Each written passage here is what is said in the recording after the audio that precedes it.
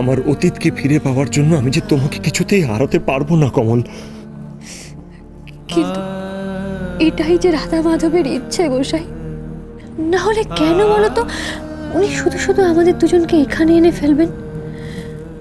কিন্তু এই সত্যিটা তো অস্বীকার করতে পারবো না যে তুমি আমার স্ত্রী। আমরা কোনটি বদল করে বিয়ে করেছি, আর জীবন থাকতে এই সত্যিটা আমি অস্বীকার করতে পারবো না কমল। এই সমস্তটা সবার সামনে আমাকে বলতেই হবে। গোসাই, তুমি কিন্তু আমায় কথা দিয়েছিলে যে তুমি এই কথা এবাড়ির কাউকে বলবে না। কখনো না, কখনো আমি তোমাকে এমন কথা দিইনি কমল। এত বড় সত্যিটা আমি লুকিয়ে রাখবো এ হতে পারে না। এই যে পাপ, রাধা মাধব আমাকে কোনোদিনও ক্ষমা করবেন না। দয়া করো গোসাই, দয়া করো, জেদ করো না। আমাকে বাধা দিও না কমল, যেতে দাও আমাকে। আমি তোমায় অনুরোধ করছি গোসাই, আমার এই অনুরোধটা তুমি রাখো। কমল, আমাকে যেতে হবেই। আজ সবাই জানবে যে তুমি আমার স্ত্রী, আর সেটা এখনই। গোসাই, আজ যদি তুমি বাড়ির কাউকে কথা বলো, তুমি কিন্তু আমার মরা মুখ দেখবে।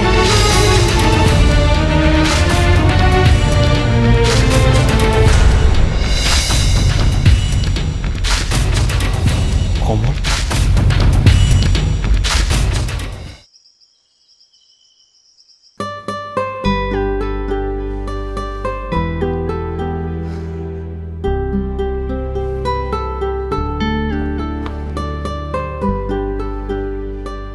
ওফ, এত দেরি হচ্ছে কেন?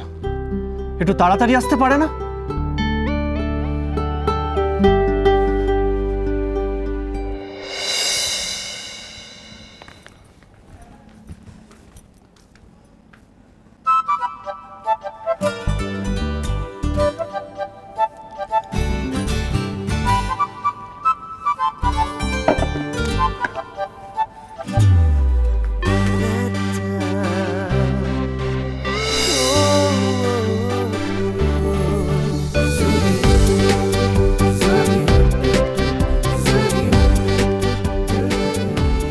কি হলো? ওইভাবে তাকিয়ে আছো কেন? আমি কি আবার কোনো অন্যায় কাজ করে ফেলেছি?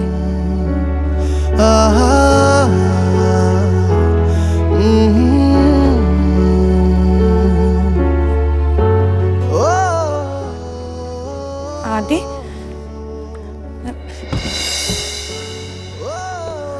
কি করছোটা কি?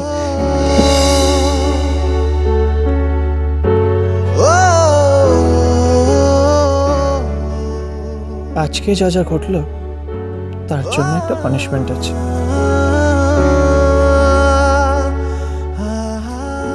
পানিশমেন্ট? কিসের?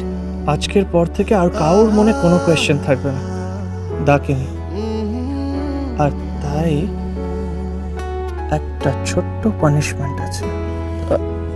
তার মানে আজকের পর থেকে প্রত্যেক দিন আমি এই পানিশমেন্টটা পাচ্ছি, তাই তো? না, মানে তোমার এই ভালোবাসাটা তো শুধু এই মুহূর্তের জন্য, তারপর এই দুনিয়ার যত রাগ আছে দেখাবে আমার উপরে।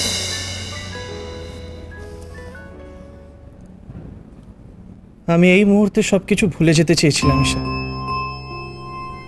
কিন্তু তুমি ঠিক সবকিছু মনে করিয়ে দিলে। আদি, লোক ঈশা, এই জঘন্য কাজের জন্য আমি তোমাকে কোনোদিনও ক্ষমা করতে পারবো না।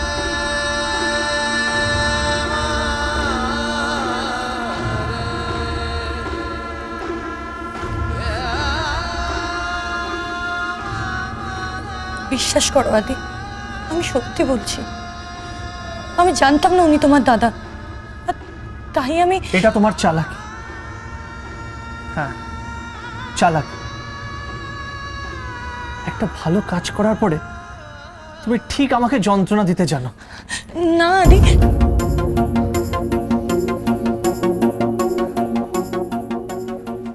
হ্যাঁ ঈশা, হ্যাঁ,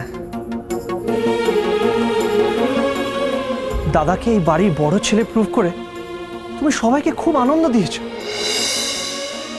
আমাকেও খুব আনন্দ দিয়েছ, কিন্তু ঠিক তারপর কমল আর দাদার বিয়ে দিয়ে তুমি আমায় যা কষ্ট দিয়েছো তুমি ভাবতে পারবে না, কিছুতেই ভাবতে পারবে না। এই বিয়েটা দিয়ে তুমি কাকে কষ্ট দিতে চেয়েছিলে? হ্যাঁ, মনকে?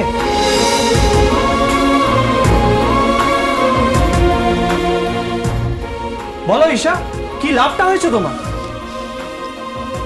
আমি কাউকে কষ্ট দিতে চাইনি আদি, তুমি ভুল করছো। আচ্ছা আদি, আমাকে একটা কথা বলো তো, এই বাড়ির সবাই খুশি হয়েছে দাদাকে ফিরে পেয়ে, কিন্তু তোমার মন কি খুশি হয়েছে যে উনি তোমার দাদা, তার স্ত্রী? আমার মনে হয় না আদি। কি বললে? তোমার মনে হয় না?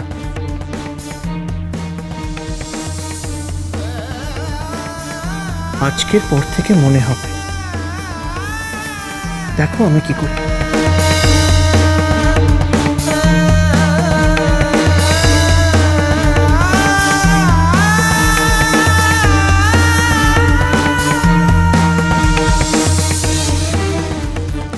আদি, আদি শোনো, আদি কোথায় যাচ্ছ? আদি,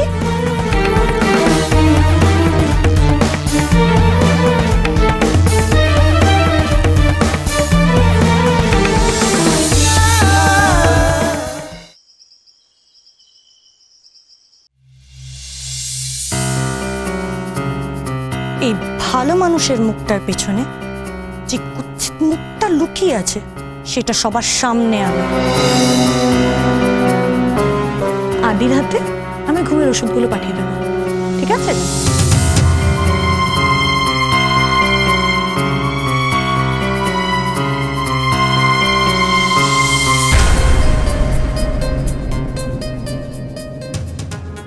মন, মন, মন, ওঠো ওঠো, আমার সঙ্গে চলো। কোথায় যাব? তুমি আগে ওঠো, আরে আমি যেখানে নিয়ে যাব সেইখানে চলো। চল, কি হয়েছে? চলো। আরে আমাকে একটু বলো কোথায় চলো যাচ্ছ, বলছি। কেন? আরে কি? চলো আমার সঙ্গে, আদি, চলো মন, আরে চলো। আদি তুমি ঠিক কি করতে চাইছো সেটা আমাকে বলো। তুমি সব দেখতে পাবে, আরে তুমি চলো আমার সঙ্গে। আদি তুই কি করছিস? কোথায় নিয়েছিস দিকে? আদি, ওহো, কি হয়েছে আদি? ছাড়ো আমায়। মন, তুমি চলো। আদি তুই আমার কথা আমি শোন, তুই কোথায় কোথায় যাচ্ছি? যাচ্ছিস? সব দেখতে পাবে তুমি, তুমি চলো আমার সঙ্গে। কোথায় যাচ্ছ বলবে তো? চলো।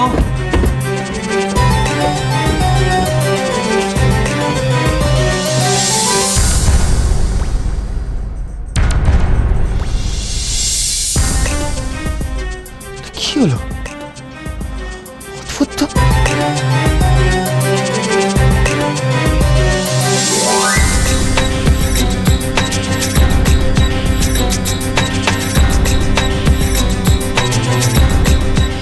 অমন করে কেঁদো না কমল। আরে